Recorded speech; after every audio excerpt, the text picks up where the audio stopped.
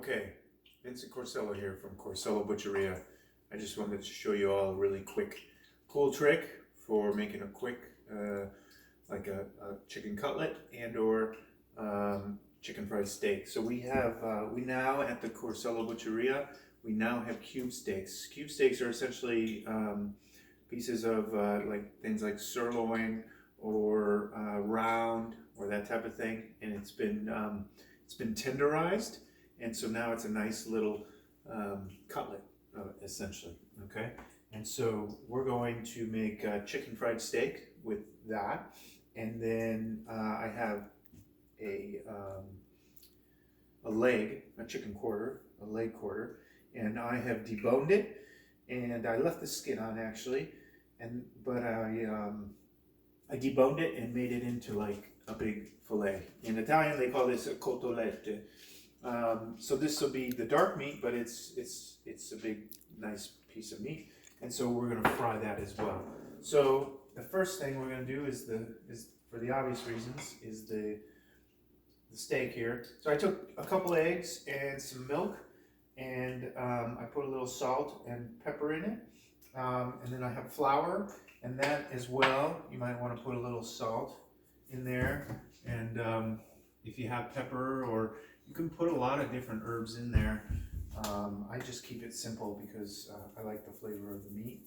But if you want to put, traditionally I think they put Tabasco sauce in the egg when they make chicken fried steak, and might even put some cayenne pepper in the flour. Okay, so the first step is you get it nice and egg, and then you put it into there. You can do it in reverse too. I'll show you what I mean. And try to whatever is more to your liking, right? So you could just put the meat in first into the flour, and then put it in the egg. And then ideally you would let this sit for a little bit and maybe even dip it again. That'll give it that nice, really crispiness. And we can do that again ourselves. So in the interest of time, we're just going to show you that, and then we're gonna go ahead and wait.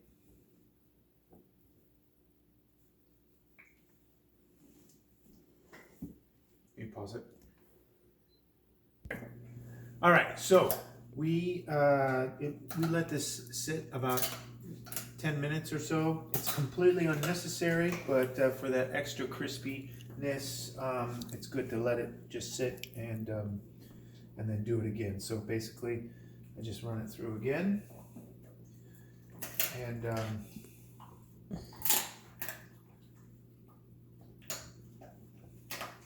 put it in there.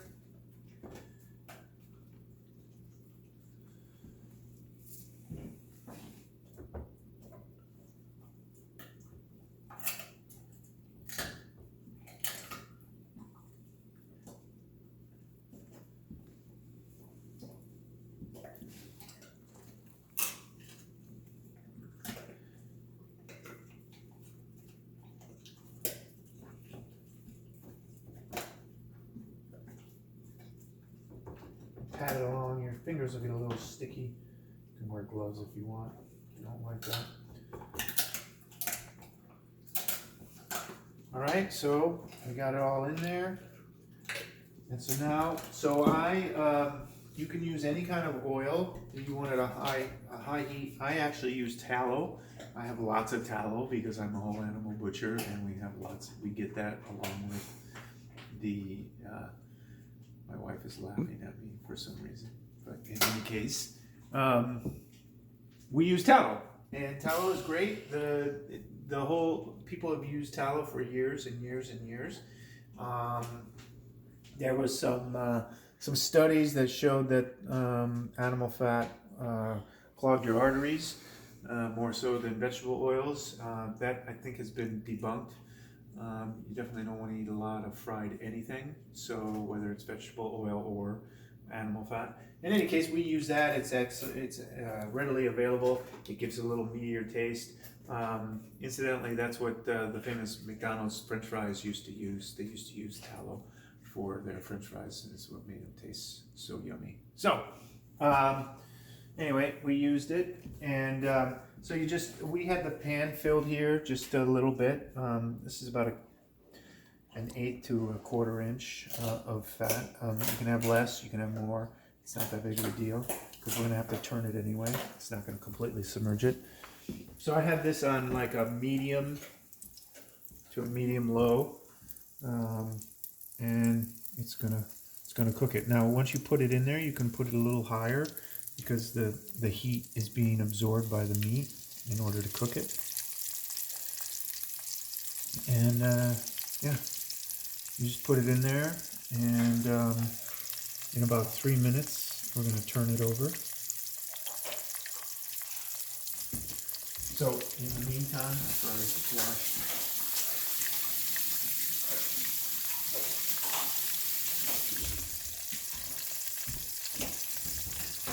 Go.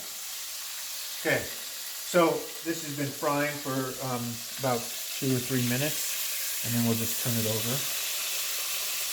Okay. What this turning it over really keeps it from getting burned before, you know, and so you're just going to turn it a few times to keep it even. In the meantime, I'm going to coat this chicken.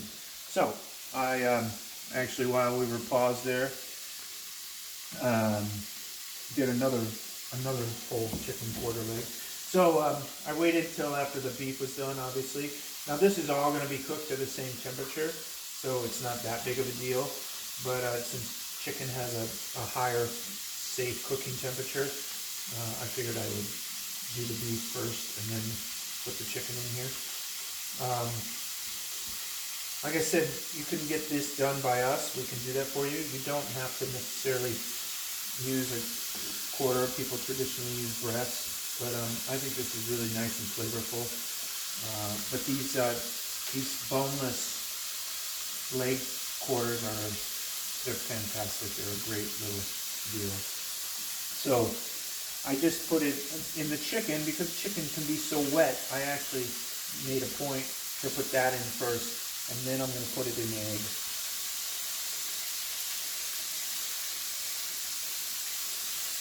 And then I'm gonna let it soak it up here. I'll do the other one.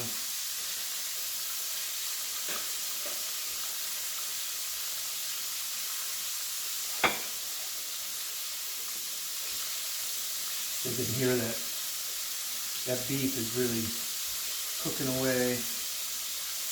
That looks fantastic. So I'm just gonna put these in here.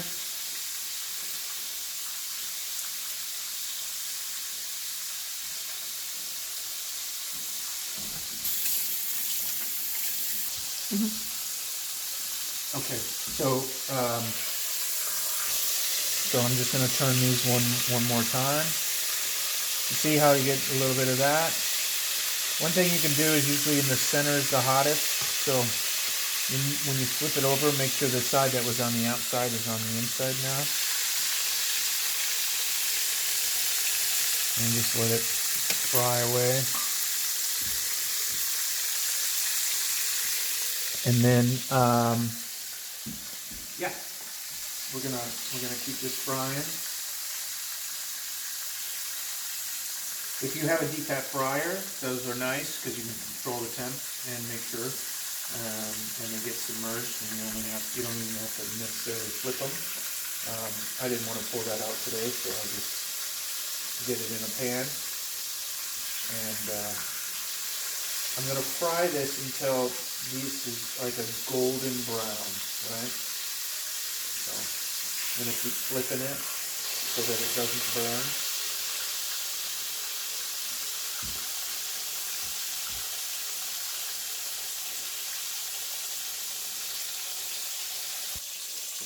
Okay, so I wanted to show you another little homesteading or environmentally sensitive. So this is a paper bag that I got. I don't know what it was specifically used for, but instead of using paper towels, I'm going to cover the plate with paper towels, or you can just use some of this old paper that is in there, so that I just break it apart, and gives you a little rustic look too. And so when I take this out, this paper will absorb this. And at least here in our town, at the transfer station where you can take your recycling and take your garbage, they have a recycle bin there. I mean a compost bin there, so you can recycle, you can compost this kind of thing. All this stuff can be composted as opposed to thrown into the trash.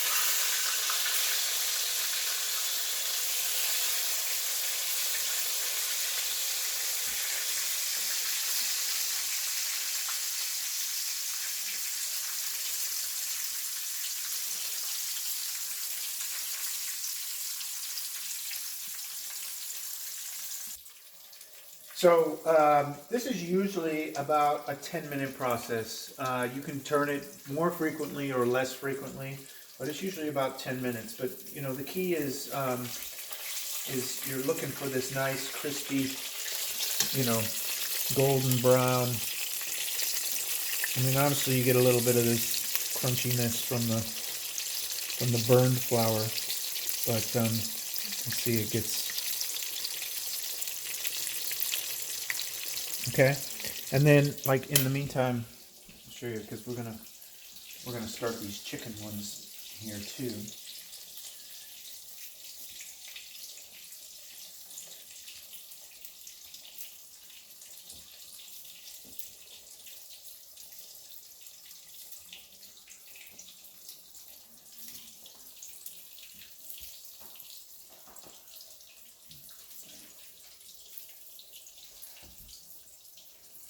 So these are the second kind of coating.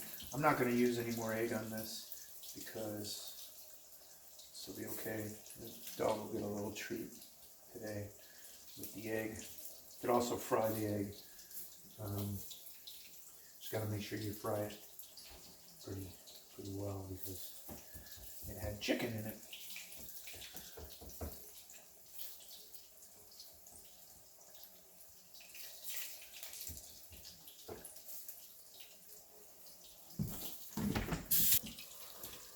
Okay, so these are about done. You can see that's even a little more than maybe we wanted, but it won't hurt it.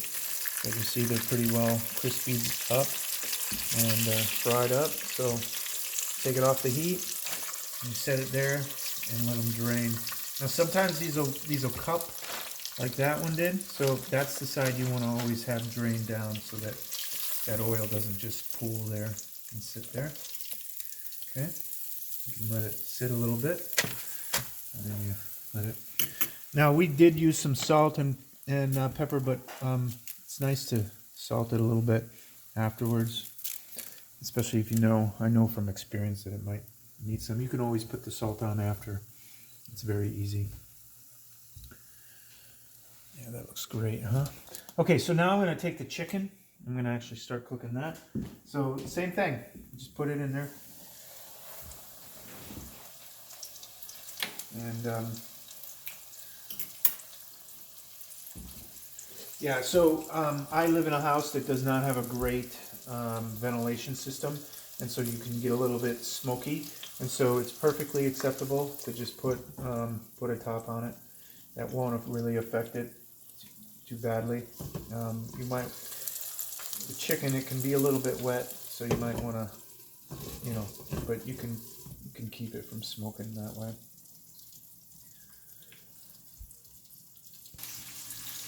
Okay, so now we're in for the best part, is that we're going to taste it. So you can see it's pretty cooked. I mean, you could do it a little rare if you'd like. And you can see it. It's fantastic. You can put this over some lettuce or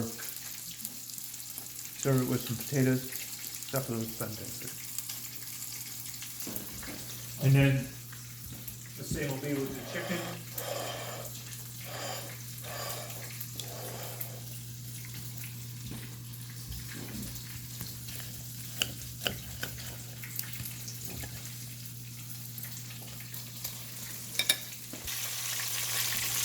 Okay, so the chicken has been frying, and it's the same thing. You can use, you flip it a lot, and the more you flip it, the less you'll get of burnedness. And burnedness maybe isn't a word, but you understand. And in order to make sure, if you have any concerns about it not being cooked enough, you can always use a thermometer. And essentially, safe cooking temperature for chicken is 165. So you put it in there, make sure it's in the middle there, and you just look at your little thermometer. See the needle moving there, moving pretty quickly, and knowing that meat generally will go up another 5 degrees after it's taken off the heat. So see, this is already at 165. So this is all set. All right. So you can take it off. Maybe give it one more flip, and then let that drip off, and let it sit.